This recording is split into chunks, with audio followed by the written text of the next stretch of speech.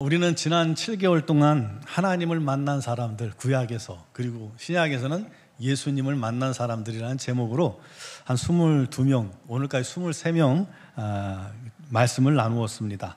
하나님께서는 사랑하시는 사람들을 부르시고 만나주시고 또 긍휼과 능력을 베풀어 주셔서 하나님을 경험하게 하시고 그들을 죄에서 구원하시고 그 인생을 변화시켜 주시고 변화된 인생이 하나님을 위해 살도록 무익한 인생이 참된 인생을 살도록 주를 위해 사는 인생이 되도록 나를 위해 사는 인생이 오직 우리 하나님의 영광을 위해 사는 인생이 되도록 가치 없이 사는 인생이 참된 가치를 위해 사는 인생이 되도록 우리 하나님께서 바꾸어 주시는 모습을 우리가 함께 말씀을 나누었습니다. 그래서 하나님을 만나고 주님 만난 사람들은 과거의 죄된 삶을 버리고 변화돼서 나를 구원하신 하나님 또 예수님의 증인으로 살아가게 되더라는 것입니다. 그래서 우리도 하나님을 깊이 알고 주님 만남을 통해서 참 증인되어 살아가기를 간절히 바랍니다. 우리 주제가 그거잖아요. 하나님을 알자, 힘써 하나님을 알자. 그래서 먼저 하나님을 깊이 만난 사람들이 어떤 모습이었는지 지난 7개월 동안 우리가 함께 나누었던 겁니다. 우리도 그렇게 우리 하나님을 깊이 만나서 참 증인, 억지가 아니라 견딜 수 없는 마음으로 주님의 증인된 삶이 되기를 간절히 바랍니다. 그것이 우리 성도가 해야 할 마땅한 본분이고 신앙 모습입니다. 오늘은 이제 그 마지막 말씀을 나누려고 합니다. 오늘 본문의 주인공은 바로 요한입니다. 사도 요한입니다. 요한은 갈릴리에서 예수님께서 부르셔서 예수님을 만나 공생에 3년 동안 함께 했습니다. 예수님께서 십자가에 못 박혀 죽으실 때도 그 십자가 밑에 있던 제자입니다. 유일하게 남아있던 제자예요. 부활하신 예수님도 만났고 다시 하늘로 승천하시는 예수님도 목격했고요. 그의 인생 말년에 유배를 당해서 유배지에서는 승천하셔서 영광을 얻으신 예수님, 하늘 영광을 얻으신 예수님, 다시 오실 예수님을 만나게 됩니다. 다시 만나게 됩니다. 그 요한의 증거를 통해서 우리도 다시 오실 주님의 재림을 사모하며 어떻게 기다려야 할지 배울 수가 있습니다. 혹시 이 자리에도 이런 생각 해보신 분들 계실 거예요. 나 같은 사람이 과연 예수 믿을 수 있을까? 예수 믿을 자격이 있을까? 하나님이 나 같은 사람도 용서하실까? 나에게도 기회를 주실까? 나를 구원해 주실까? 과연 이런 죄인을 우리 하나님 사랑해 주실까? 라고 질문을 던지시는 분들이 계실 겁니다. 그런 분들과 똑같은 질문으로 밤을 새우던 사람이 있었습니다. 17세기 영국에 가난한 땜장이, 그릇 같은 거 떼우는 땜장이의 아들로 태어난 존 버년이라는 사람입니다. 그는 아주 불같은 성격의 소유자입니다. 불손한 말버릇을 가지고 있었고 폭력적이었고 굉장히 교만했던 사람입니다. 그러면서도 스스로 이 지옥에 떨어질까 봐 두려워하던 영혼이라고 스스로 고백하던 사람입니다. 그는 이 지옥에 대한 두려움 때문에 예수님의 용서와 십자가의 사랑을 붙잡기 위해서 몸부림쳤습니다. 그런데 확신이 없었죠. 왜냐하면 자기의 삶이 온전치 못하다는 것을 알기 때문입니다. 그러던 어느 날 말씀 한 절이 그의 가슴에 불길처럼 다가온 겁니다. 화인처럼 새겨진 겁니다. 에베소서 2장 8절 말씀 잘 아시죠? 너희는 그 은혜에 의하여 믿음으로 말미암아 구원을 얻었나니 이것이 너희에게서 난 것이 아니요 하나님의 선물이라. 하나님의 선물이라. 이 말씀이 깨달아진 순간 그는 눈물로 고백합니다. 그렇구나. 구원은 내가 잘해서 받는 게 아니구나. 내가 선을 쌓아서 받는 게 아니구나. 내가 뭔가 우리 하나님을 유익되게 해서 받는 게 아니구나. 기도해서 받는 것도 아니구나. 전적으로 그분이 나를 사랑하셨기 때문에 선물로 받는구나. 그를 믿는 자에게 하나님께서 이런 놀라운 구원을 주시는구나 라는 것을 깨닫게 됩니다. 그것을 믿자 오랫동안 그를 괴롭히던 이 등에 있던 죄의 짐이 한순간에 떨어져 나가는 자유함을 맛보게 됩니다. 그날 이후 그는 변화된 삶을 살기 시작합니다. 너무나도 그 은혜가 감사해서 나는 이렇게 부족한데, 내 삶은 이렇게 죄가 가득한데도 우리 하나님이 나를 구원하셨구나, 나를 죄를 사해 주셨구나, 그 은혜가 감사해서 이 복음을, 자기를 구원해 준 이 복음을 전하기 시작한 겁니다.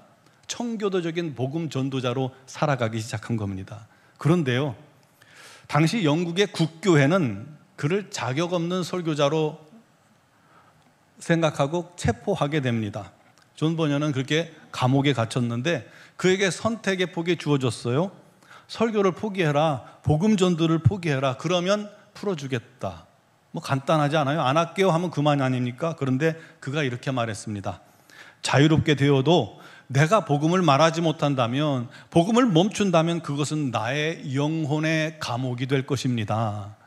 내 영혼이 감옥과 같은 삶을 사느니 차라리 나는 감옥에 가겠습니다. 그래서 그는 감옥에 갇힌 지 12년간 옥생활을 합니다. 사랑하는 아내, 눈이 보이지 않는 시각장애를 가진 딸을 돌볼 수 없는 것이 힘들고 괴로웠지만 그때마다 그는 무릎 꿇고 하나님 앞에 간절히 기도했고 성경을 깊이 묵상해 나간 겁니다. 그러던 어느 날 그가 깊이 묵상하는 중에 바라보고 또 깨닫게 된 것이 있었습니다. 한 크리스천이 천성을 향해 가는 순례 여정을 말이죠. 그래서 그것을 글로 쓰기 시작합니다. 계속해서 묵상하며 글로 씁니다. 주인공 크리스천이 무거운 죄의 짐을 지고 멸망의 도시를 떠나서 천성을 향해 이 순례길을 떠납니다.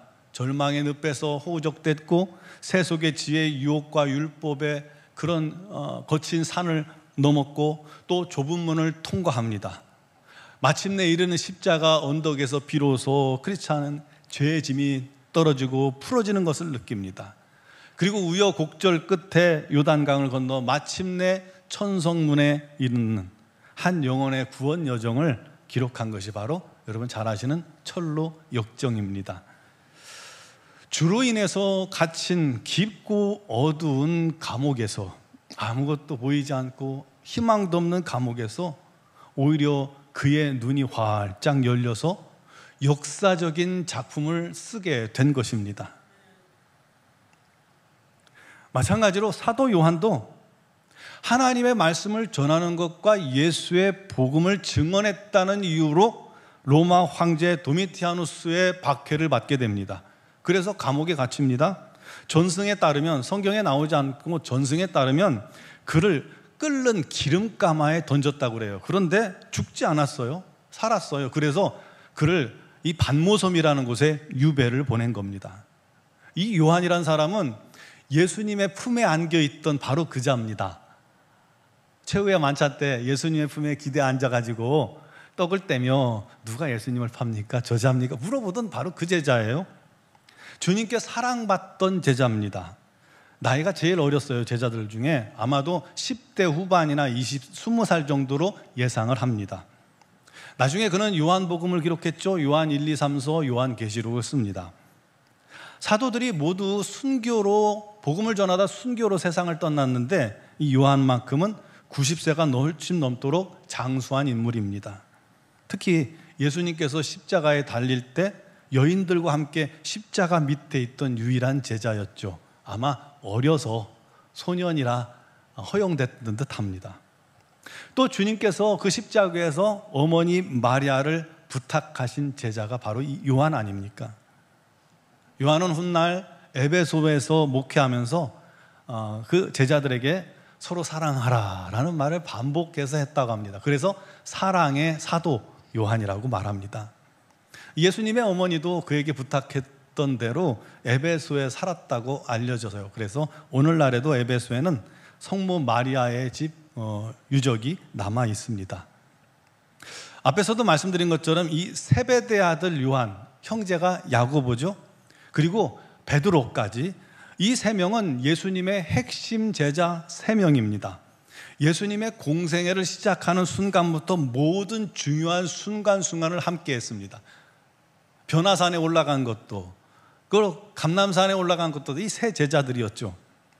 모든 중요한 순간에 함께했고 예수님의 십자가의 죽음의 모습을 보았고요. 또 예수님께서 다시 살아난 부활의 주님도 만났고요. 또 예수님께서 하늘로 승천하시는 모습도 보았죠. 그리고 이 말년에는 다시 오실 예수님을 오늘 말씀을 통해서 목격했음을 기록하고 있습니다. 즉 어떻게 보면 가장 예수님을 많이 경험한 제자입니다. 그가 9절 말씀처럼 두 가지 이유로 반모섬에 유배가 됩니다. 첫째는 하나님 말씀 때문이고 두 번째는 예수님을 증언했다는 이유 때문입니다. 한마디로 복음 때문에 체포되었고 유배가 된 것이죠. 이 로마의 황제였던 도미티아누스는 자기를 우리 주 하나님이라고 부르게 했어요. 황제 숭배를 가르친 것이죠. 그러니 그리스도인들이 그 말을 따를 수가 있나요? 절대 안 되죠. 오직 우리 주 하나님은 한 분뿐이잖아요. 그러니 뭐 사람을 주로 고백할 수가 없죠. 그래서 로마는 그리스도인들을 위험한 반체제 단체로 간주한 겁니다. 특히 교회의 지도자들을 타겟으로 삼았습니다. 요한도 에베소 교회에 담당하고 있었기 때문에 그를 잡아서 그가 꺾이지 않으니까 끓는 기름가마에 던진 건데 그가 죽지 않은 거예요. 기적같이 하나님의 보호하심으로 살아난 겁니다. 하나님께서 그를 살리셔서 마지막에 시킬 일이 있으셨기 때문에 살리신 것이죠. 그래서 결국 기름가마도 못 죽이니까 그를 반모섬이라는 정치범들을 유배시키는 작은 돌섬에 보내버린 겁니다. 이 반모섬이라는 곳에 밤에 빛이라도 있었을까요? 죄인들이 먹을 거라도 제대로 있었을까요? 없습니다. 거기서 버티지 못하고 스스로 살 길을 찾지 못한다면 죽음을 맞는 게 전혀 이상하지 않는 그런 죽음의 섬이에요. 다 죽어나가는 섬이에요. 어쩌면 나이가 이미 80이 넘은 이 요한은 인생에서 가장 큰 고난과 외로움에 직면했을 것입니다. 그런데 그러던 어느 주일날 아마 혼자 하나님 앞에 나와서 예배를 드리고 있었을 거예요. 성령 하나님께서 그를 강력하게 사로잡기 시작합니다. 성령에 충만한 감동된 상태에서 그의 뒤에서 마치 나팔 소리 같은 큰 소리가 들렸습니다. 누구의 음성일까요? 바로 예수님의 음성이었습니다. 주님께서 복음 전하다가 유배된 이 요한을 찾아오신 겁니다. 여러분, 주님은 지금도 우리와 함께 계시고 또 주님께 예배하는 모든 곳에 찾아오시고 만나주시고 예배 가운데 영광으로 임재하신다는 걸 믿으시기 바랍니다. 그 주님을 만나는 예배 되길 바랍니다. 그냥 예배만 왔다가 돌아가는 것이 아니라 그 주님에 집중해서 주님을 만나는 시간 되기를 바랍니다. 그리고 주님은 언젠가 온 세상을 심판하실 재림주로 이 땅에 다시 오실 것입니다. 왜냐하면 그게 약속이기 때문입니다. 성경의 약속이에요. 그때 세상은 심판주로 다시 오셔서 온 세상을 판단하시고 심판하실 겁니다. 그러므로 이 세상 사람들은 주님을 두려움으로 맞이하겠죠. 반면 우리 그리스도인들은 누구보다 반갑고 누구보다 사모하는 주님, 누구보다 기다리던 그 주님이므로 기쁨과 찬양으로 주님을 맞이하게 될 줄 믿으시기 바랍니다. 너무 다르죠? 믿지 않는 자들은 심판의 주로 두려움의 주로 너무 두려워서 바위 밑으로 숨으면서 바위야 산아 내게 쏟아져 내려라 라고 외칠 겁니다. 그러나 우리 믿는 자들은 기쁨과 감사로 우리 주님을 맞이하게 될 겁니다. 그 주님께서, 다시 오실 주님께서 요한의 뒤에서 말씀하신 겁니다. 뭐라고 하셨냐면, 네가 보는 것을 두루마리에 써서 에베소, 서머나, 버가모, 두아디라, 사데, 빌라델비아 그리고 라오디게아 교회에 7교회에 보내라. 이 소아시아에 있는 7교회인데요, 그냥 단순한 7교회뿐만 아니라 이 7이라는 숫자의 의미를 기억한다면 이거는 완전한 교회를 의미합니다. 즉 지상의 모든 교회, 모든 성도들에게 보내는 영적인 편지라는 말씀입니다. 요한이 그 큰 음성이 누군 음성인지 보려고 몸을 돌이켰더니 7 금촛대가 보이는데 그 촛대 사이에 인자 같은 이가 있다고 그랬어요. 그의 모습이 어땠냐면요, 발에는 끌리는 옷을 입고 있어요. 그리고 가슴에는 금띠를 띠고 있고, 그리고 머리와 털의 희기가 흰 양털 같고 눈 같다고 그랬어요. 하얀 거예요. 눈은 불꽃 같고, 또 발은 풀무불에 단련한 주석 같고요, 음성은 많은 물소리 같았다고 합니다. 그리고 오른손에는 7별이 있었고, 얼굴은 해가 힘있게 비치는 것 같더라라고 기록하고 있습니다. 7 금초대는 7 교회를 의미합니다. 그 교회들 사이에 인자 같으니, 즉 교회의 머리 되시고 교회의 주인 되신 예수님이 영화로운 모습으로 계셨다는 거예요. 주님은 지금도 교회에 함께 계심을 믿으시기 바랍니다. 교회된 우리들과도 함께 계시는 거예요. 그를 보여주시는 겁니다. 그런데 그 예수님이 과거에 제자들과 갈릴리 해변을 함께 걷던, 제자들과 먹을 것을 함께 먹던, 제자들과 함께 다니면서 병든 자를 치료하던 그 모습이 아니에요. 전혀 다르죠. 또 부활하셨을 때는 또 다른 모습이었잖아요. 신령하고도 신비했던 모습으로 주님께서 나타나셨어요. 잠긴 곳에 호련히 갑자기 나타나셔서 제자들을 만나시는가 하면 같이 음식을 먹고는 또 호련히 사라지셨어요. 시공을 초월하신 부활의 몸으로 주님을 만났습니다. 그런데 그 모습도 아니에요. 지금 예수님은, 이 사도 요한이 본 예수님은 온 세상의 창조주요 전능하신 분이요 거룩하고 영화로우시며 모든 것을 꿰뚫어보는 통찰력과 감찰하는 눈을 가지고 계신 심판자의 모습이었던 것입니다. 그분 음성은 우주 만물을 다스리는 권세 있는 음성이었습니다. 즉 하나님의 본체, 하나님의 영광을 회복하신 예수님의 모습이었던 거예요. 여러분, 그런 분이 우리를 위해 이 땅에 오신 겁니다.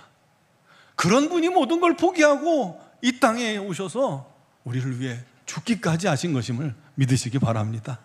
특히 주님의 입에서는 좌우에 날선검이 나온다고 그랬어요. 말씀을 선포하시는 거죠. 얼굴은 해가 힘있게 비치는 것처럼 밝게 빛나고 있습니다. 그 모습이 너무나도 압도적이고 너무나도 경이로워서 그 앞에 선 사람이 가만히 있을 수 없어요.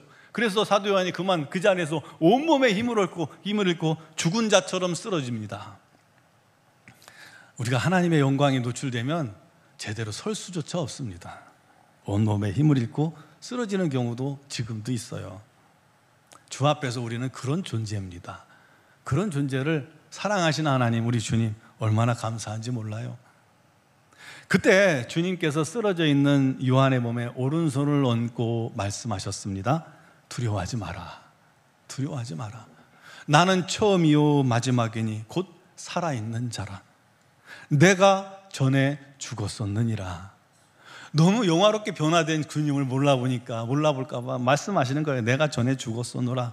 볼지어다 이제 세세토록 살아있어 사망과 음부의 권세를 가졌느니라. 주님이 스스로의 본질을 선포하신 겁니다. 여러분, 주님은 처음과 마지막이 되시는 분입니다. 인류의 시작에도 계셨고 마지막에도 계십니다. 우리의 시간과는 전혀 다른 시간을 살고 계시는 분이에요. 여러분의 과거와 현재와 미래를 아십니다. 동시에 거하시는 분입니다. 그 예수님께 우리의 인생을 맡기는 것이 가장 현명하고 가장 확실한 방법임을 믿으시기 바랍니다. 또 예수님은 우리 죄를 위해 죽으셨지만 부활하셨잖아요. 그리고 세세토록 살아계신 하나님이라고 말씀합니다. 또한 그뿐 아니라 그 주님은 마지막 때 이 땅에 다시 오셔서 세상을 심판하실 재림주요 심판주라고 말씀하십니다. 여러분, 우리를 그토록 사랑하신 예수님이 이 땅에 다시 오셔서 이 땅을 심판하신다는 거예요. 이 소식이 두려운 사람들이 있습니까? 그렇지 않죠? 우리들에게는 너무나도 든든한 일입니다. 우리를 그토록 사랑하셔서 죽기까지 우리를 구원하신 예수님이 심판주로 오신다는 거예요. 그 주님이 장차 이 땅을 심판주로 오셔 심판하시고 우리 믿는 자들을 거룩하게 구분하셔서 영원한 천국까지 인도해 주시는 줄 믿으시기 바랍니다. 그 놀라운 주님께서 요한에게 사명을 주셨습니다. 19절에 보니까 그러므로 네가 본 것과 지금 있는 일과 장차 될 일을 기록하라. 네가 본 것은 내 오른손에 7별의 비밀과 7 금촛대라. 7별은 7교회의 사자요, 교회의 지도자요, 7촛대는 7교회니라. 교회들 말합니다. 우리들을 말합니다. 주님은 이와 같이 이전에 본 일, 지금 있는 일, 장차 될 일들을 기록하는 사명을 주셨어요. 교회와 지도자들에게 전할 비밀들을 기록하라는 것입니다. 그게 바로 요한계시록이에요. 요한계시록은 이전에 있던 일, 지금 있는 일, 장차 될 일을 기록하고 있는 성경입니다. 왜 주셨을까요? 주님이 반드시 다시 오신다는 것을 기억하고 그날을 준비하라는 의미로 요한계시록을 우리에게 주신 것입니다. 그 주님은 지금도 교회 가운데 계십니다. 우리 안에도 계십니다. 우리가 외롭게 느낄 때, 혼자라고 느낄 때, 외딴 섬에 있을 때, 왕따 당했을 때, 고통스러울 때도 주님은 우리와 함께 계십니다. 단 한 걸음도 우리를 떠나지 않으십니다. 우리는 주님의 손에 들린 별이요, 주님의 손에 금촛대라는 것을 기억하시기 바랍니다. 그러므로 예수를 떠나지 마시기 바랍니다. 무슨 일이 있어도 예수님을 떠나면 안 됩니다. 예수 안에 있는 것이 우리 인생의 가장 큰 행복이요, 또 우리가 누릴 수 있는 가장 안전한 곳임을 기억하시기 바랍니다. 왜냐하면 주님이 하늘과 땅의 모든 권세를 가지고 다시 오실 것이기 때문입니다. 장차 될 일은 주님이 재림하실 때, 마지막에 이 땅을 심판하실 때에 될 일들을 기록하고 있습니다. 그래서 계시록은 주님의 재림을 기록한 성경입니다. 말씀드린 대로 그날은 우리 믿는 자들에게는 승리의 날이고 기쁨의 날이고 영적 싸움이 끝나는 날이고 영원한 천국에 입성하는 날입니다. 그러나 그날은 멀지 않습니다. 곧 다가옵니다. 그렇다면 우리 믿는 자들은 바로 그 주님의 재림을 준비하고 예비하는 지혜로운 신부가 되어야 할 줄로 믿습니다.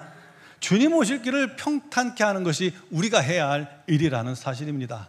주님 다시 오실 그 재림을 기다리는 자들이 해야 할 일입니다. 어떻게 해요?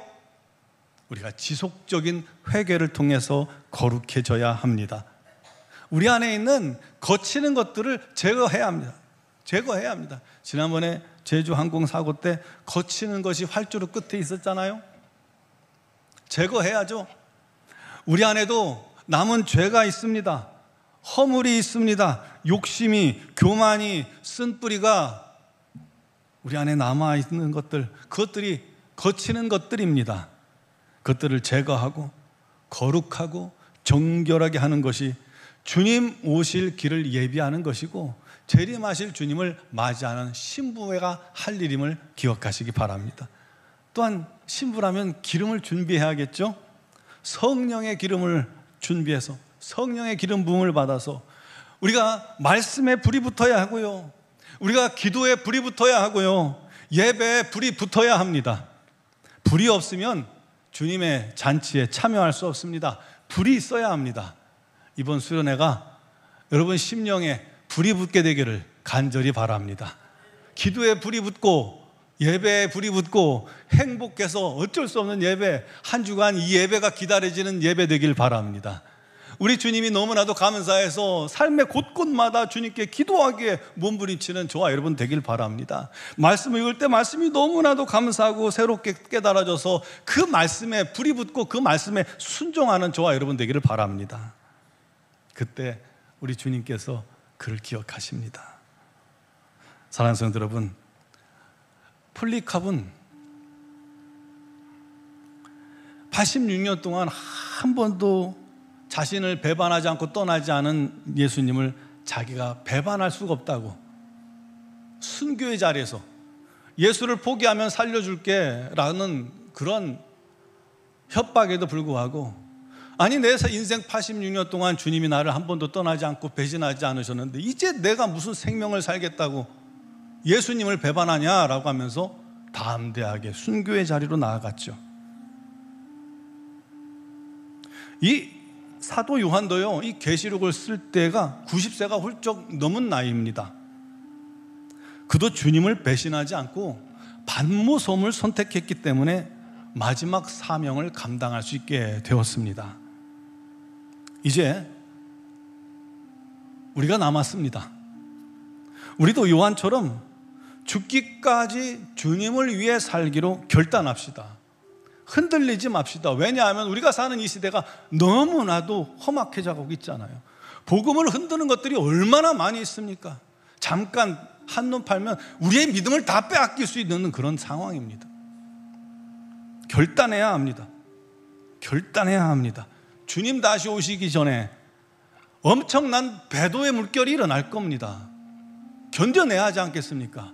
준비하지 않으면 늦습니다. 그러기 위해서 주님은 오늘도 우리를 만나 주시고 구원해 주십니다. 우리를 새롭게 하십니다. 우리에게 불을 주시길 원하십니다.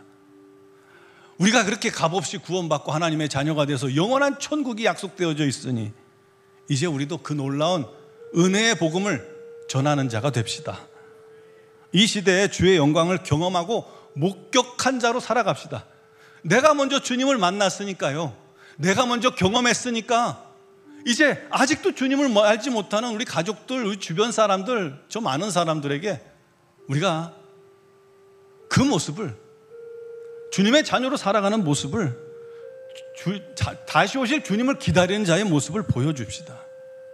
주의 영광을 경험하고 목격한 자로, 증인으로 살아가기를 바랍니다. 우리의 삶이 남들과 똑같은 삶이 아니라 주님을 보여주는 표징이 되는 삶을 살아가길 바랍니다. 내 말과 행실이 하나하나가 그 모습을 보고 사람들이 예수님을 볼 수 있기를 간절히 바랍니다. 가족, 친지, 이웃에게 그렇게 내가 만난 예수님을 전하는 증인이 됩시다. 재림의 주님을 사모하며 그날을 기다리며 준비하기를 바랍니다. 말씀드린 우리 안에 있는 거치는 것들, 걸림돌을 제거하고 성령의 기름 부음을 받고 말씀과 기도로 주님을 기다리는 거룩한 신부가 되어지기를 바랍니다. 우리 함께 손잡고 그 일을 이루어가기를 바랍니다. 우리 모두 어둠을 비추는 촛대 같은 그런 교회가 되어가는 은혜가 있기를 바랍니다. 마침내 주님 오실 때까지 함께 믿음으로 성장하고 믿음으로 세워져 가고 믿음으로 하나 되는 우리 모든 노원중앙학교 성도들이 되시기를 주님의 이름으로 축원합니다. 우리 찬양 드리고 위하여 기도하겠습니다.